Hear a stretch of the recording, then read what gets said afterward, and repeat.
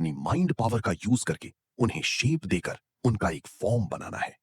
और इस तरह से लिन ने अर्थ लेंसेज को क्रिएट करना सीख लिया।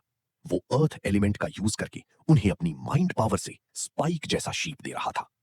मास्टर उसे बताते हैं कि छोटा सा अर्थ स्पाइक बनाना भी किसी कामयाबी से कम नहीं। मगर बस एक ही स्पाइक बनाने से लिन काफी ज्यादा थक चुका था। तो मास्टर उसकी हालत देखते हुए कहने लगी कि मेरे ख्याल से के लिए इतनी ट्रेनिंग काफी हो जाएगी। मगर लिन वहीं पर नहीं रुकता। उसने अपनी अर्थ एलिमेंट पावर का इस्तेमाल करते हुए वहां की जमीन पर बहुत बड़ा क्रैक बना दिया और इसी वजह से बिल में छुपा हुआ शैडो माउस इनके सामने अपीयर हो जाता है। लिन ने उसे डिस्टर्ब किया था, इसलिए वो उस पर काफी ज्यादा भड़क जाता है। वहीं पर लिन मास्टर से पूछने लगा कि अब ये कौन सी नई चीज है। तो मास्टर दीवार के पीछे छुपकर उसे बताने लगे कि ये कौन है। ये सब छोड़कर पहला यहाँ आ जाओ, वरना ये शैडो माउस तुम पर अटैक देगा। और होता भी बिल्कुल वैसा ही। शैडो माउस ने उस पर अटैक करना शुरू कर दिए थे। तो लिन यहां से वहां भागते हुए उसके सामने अर्थ स्पाइक क्रिएट कर उसे डिस्ट्रैक्ट कर देता है, जिसके बाद वो भी एक चट्टान के पीछे जाकर छुप गया। दरअसल लिन ने इतनी पैनिक सिचुएशन में भी अपनी पावर का यूज किया था, जो देख मास्टर डिलोंग के दिमाग में एक आइडिया आ गई। इस शैडो माउस का यूज करके वो लिन को और तेजी के साथ ट्रेन करा सकते थे। तो लिन को बताने लगे कि ये शैडो माउस एक मैजिकल बीस्ट है। इसके पास गजब की गेन है, स्पीड और चौथी लेवल वाले मैजिशियंस की पावर है। अगर मैजिकल बीस्ट कंपेनियन बन जाए तो इससे बेहतर और कुछ हो ही नहीं सकता। दरअसल मास्टर डिलोलॉन ने इस तरह से शैडो माउस की तारीफें की थी कि लिन भी उस माउस के साथ कॉन्ट्रैक्ट बनाने के लिए राजी हो जाता है। मास्टर डिलोलॉन उसे बता रहे थे कि अगर तुम्हें इसे अपना पेट बनाना है तो सबसे पहले तुम्हें soul contract magic circle form करना सीखना पड़ेगा। जिस पर लिन कह रहा था, धत तेरी की, इसके लिए तो मुझे 7वें लेवल पर पहुंचना होगा और साथ ही प्रैक्टिस करने के लिए ढेर सारे स्क्रॉल्स भी खरीदने पड़ेंगे, जिनकी कीमत ही हजारों गोल्ड कॉइन्स होंगे। और मेरे फादर के पास तो इतने पैसे भी नहीं जो इन चीजों पर खर्चा करे। तो मास्टर ईलॉन से कहती है कि मेरी नन्ही जान, इतनी जल्दी उम्मीद मत हारो। भले ही तुम इतनी जल्दी इसके साथ कॉन्ट्रैक्ट नहीं बना सकते, मगर ये चूहा अभी छोटा है और काफी ज्यादा भूखा लग रहा हो। तो लिन उस माउस को पटाने के लिए उसके सामने एक मीट का टुकड़ा लाकर रख देता है, मगर शैडो माउस उस मीट को छोड़कर सीधे लिन के पीछे लग गया और लिन दोबारा से उसके सामने अर्थ स्पाइक क्रिएट करके उसे डिस्ट्रॉय करके वहां से ही भाग जाता है। ये तो अब इन दोनों की हर रोज की कहानी बन गई थी। शैडो माउस दिन भर उसके पीछे लग के उसकी हालत खराब कर देता।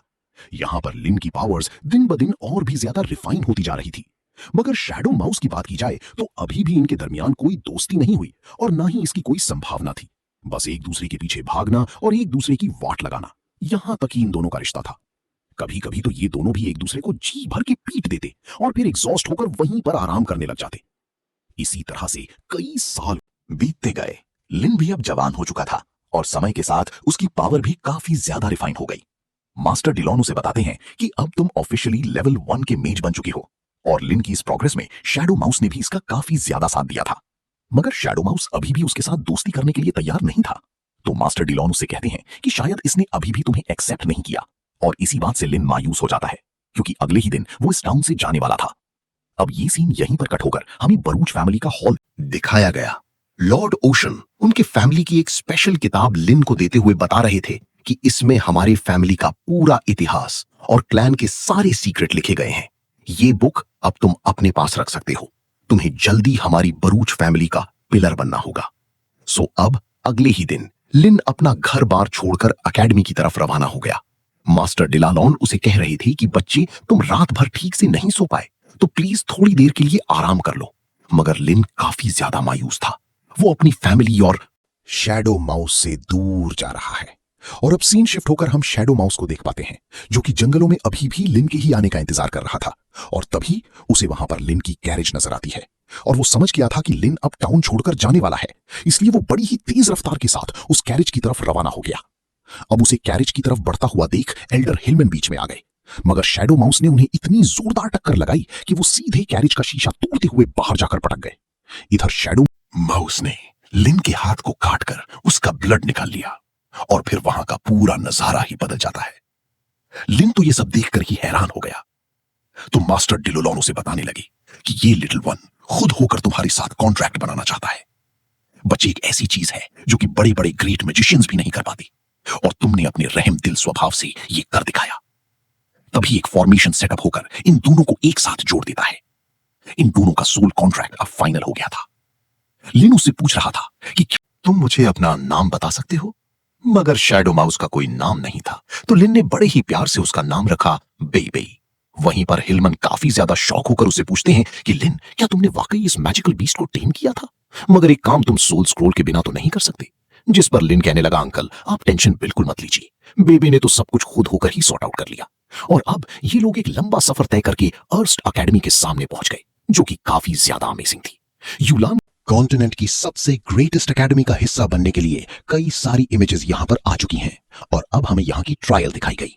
एक मेज अप्रेंटिस अपनी पावर्स को चेक करने के लिए डायस पर पहुंच चुका था और तभी एक एल्डर ने उस पर बहुत ही स्ट्रॉन्ग एनर्जी रिलीज करना शुरू कर दी, जिसके प्रेशर के सामने वो बंदा एक सेकंड भी टिक नहीं पाता और इसका अंजाम था कि वो इस एग्जाम में फेल हो गया। वैसे तो ये बंदा नोबल फैमिली का मेंबर है, मगर यहां पर किसी नोबल फैमिली की गुंडागर्दी नहीं चलती। इधर मास्टर डिलॉन लीनो बता रहे थे कि इस परीक्षा को पास करने के लिए माइंड पावर का स्ट्रॉन्ग होना सबसे ज्यादा इंपॉर्टेंट है और माइंड पावर का पेशेंस लेवल ज्यादा होना चाहिए। तो मैं चाहता हूं कि तुम अपनी हर एक लिमिट को पुश करो। अगर तुमने इस एग्जाम को पास नहीं किया तो फिर यहां पर तुम्हें एडमिशन नहीं मिलेगी। तो यूं समझ लो कि ये तुम्हारे लिए एक डू और डाई सिचुएशन है। और उतने में लिन को भी डायस पर बुलाया जाता है। पहले तो लिन के पास कौन से एलिमेंट्स हैं उन्हें चेक किया गया और उसके एलिमेंटल पावर्स को देखकर ही एल्डर काफी ज्यादा खुश हो गए। वो बताने लगे कि इस बच्चे की earth and wind superior grade और फायर इंटरमीडिएट ग्रेड पर पहुंच चुकी है। अब ये सुनते साथ ही वहां मौजूद एल्डर्स काफी ज्यादा शॉक हो गए। एलिमेंट्स का इतना स्ट्रॉन्ग अट्रैक्शन तो बिल्कुल ही रेयर था। जिसके बाद लिन फॉर्मेशन डाइस पर चला जाता है, जहां पर एग्जामिनर ने लाइट मैजिक फॉर्मेशन को एक्टिवेट किया, जो कि बड़ी ही तेजी के साथ लिन पर अपनी एनर्जी रिलीज करना शुरू कर देता है। लिन को इससे काफी ज्यादा तकलीफ हो रही थी, मगर फिर भी उस फॉर्मेशन को रेजिस्ट करने लगा। अब ये देखकर ही अलग अलग एकेडमीज के मास्टर लिन से इंप्रेस होकर अपनी एकेडमी ज्वाइन करने के लिए बताने लगे। उसे तो ट्यूशन फीस में वेवर और स्कॉलरशिप के भी वादे किए जाने लगे। सबकी नजरें लिन पर थीं, क्योंकि लोग समझ गए थे कि लिन एक उभरता हुआ सितारा है। मगर लिन तो ऑनेस्ट एकेडमी के मास्टर का दिल जीतना चाहता था। उसे काफी ज्यादा तकलीफ हो रही थी, मगर फिर उसे याद आता है कि कैसे उसकी फैमिली को हमेशा बुली किया जाता। अगर ऐसा ही चल तो बरूच फैमिली का कोई फ्यूचर नहीं होगा। और वहीं पर लिन अपने फादर को डिसअपॉइंट नहीं करना चाहता था। वो उनसे कहता है कि फादर, मैं कभी आपको निराश नहीं करूंगा। और फिर वो इतने हेवी प्रेशर को अपनी पावर्स की मदद से डिस्ट्रॉय कर देता है, जो देखकर ही सभी लोग हैरान थे। साथ ही वहां पर अनाउंस किया जा रहा था कि इस बच्चे की मैजिकल पावर बाकी के डिसाइपल से 18 गुना ज्यादा है। इनफैक्ट उसकी माइंड पावर को सुपीरियर ग्रेड की कैटेगरी दी गई और यही देखकर जायोन्स एकेडमी के मास्टर लिन से बात करने लगते हैं। काफी ज्यादा इंप्रेस हो गए, इसलिए वो तुरंत ही उससे मिलने के लिए डाइस पर पहुंच जाते हैं। वो लिन को बता रहे थे कि जो भी बंदा खुद की लिमिट्स को पुश करने की एबिलिटी रखे, बस वही मैजिक पाथ पर चल सकता है और तुम में वो काबिलियत है। तो मैं अर्नस्ट एकेडमी की तरफ से तुम्हें हमारी एकेडमी को ज्वाइन करने के लिए इनवाइट करता हूं। ये सब देखकर ही सीनियर हिलमन काफी ज्यादा खुश हो गए। वहीं पर लिन ने भी उनके इनविटेशन को एक्सेप्ट करते हुए बताया कि इस एकेडमी का स्टूडेंट बनना मेरा बचपन से ही सपना था और आज आपने मेरी सपनों को पंख दे दिए। जिसके बाद हिलमन काफी ज्यादा एक्साइटेड होकर लॉर्ड ओशियान के पास पहुंच जाते हैं। वो कहते हैं कि आपको यकीन नहीं होगा, हमारे लिन को अंस एकेडमी ने खुद होकर एडमिशन दे दी। जो सुनकर ये ओशियान भी काफी ज्यादा इमोशनल हो गए। वो अपनी वाइफ की पोर्ट्रेट के सामने जाकर बताने लगे कि हमारा बेटा बड़ा हो गया, वो अब इस परिवार को दोबारा से राइज कर पाएगा और मैं फिर तुम्हारे पास आ जाऊंगा। जिसके बाद वो एक बॉक्स को ओपन करते हैं जिसमें एक रेड कलर का साइन था। हमें कहानी में आगे पता चलेगा, मगर लॉर्ड ओशान ने अपनी वाइफ से वादा किया कि वो जल्दी उन्हें ढूंढ लेंगे। अब अगले सीन में हमें आस एकेडमी का खूबसूरत नजारा दिखाया गया। यहाँ पर कॉन्टिनेंट का हर एक मेज मौजूद है जिसके पास कोई ना कोई खास एबिलिटी थी। लिन तो इस एकेडमी को देखकर ही खुश हो जाता है। वो कहने लगा कि इसकी ग्रेटनेस की जितनी भी तारीफें की जाएं वो कम होगी। साथ ही मास्टर डेलॉनो से बता रहे थे कि हजारों सालों पहले भी ये एकेडमी ऐसी ही नजर आती थी। इसमें आज भी कोई बदलाव नहीं हुआ। इनफैक्ट इसे देखकर तो मेरी पुरानी कुछ यादें ताजा हो गई। यहाँ पर लिन को अपनी फादर की याद आने लगी। उन्होंने लिन को लेटर के जरिए बताया था कि वहां पर एडमिशन मिलना तो बस शुरुआत है, तुम्हें अब और भी कड़ी मेहनत करनी पड़ेगी। याद रखो, वो लोग ही आगे जा सकते जो दूसरों के मुकाबले डबल एफर्ट्स लगाते हैं। कल्टीवेशन में कोई शॉर्टकट नहीं चलते, इसलिए अपनी ट्रेनिंग पर ध्यान देना। मैं तुम्हारे लिए प्रे करूंगा कि हमारी एंसेस्टर तुम्हें गाइड करें और तुम ग्रेटनेस को हासिल करके हमारी बरूच फैमिली को दोबारा से रिस्टोर करो।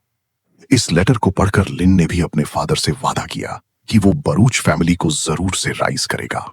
और अब वो आगे जाने ही वाला था कि तभी कुछ बंदे बेवजह उसे पुश करके आगे निकल गए। साथ ही उसे डांटते हुए कह रहे थे कि हमारे यंग मास्टर यांग का रास्ता मत रोको। वहीं पर यांग भी उसे एक लुक देकर इशारों में बता रहा था कि तेरी कोई औकात नहीं। इधर एक बंदा सिर्फ एकेडमी की तारीफें कर रहा था तो यांग के चमचों ने बेवजह उस पर भी एक लात जड़ दी।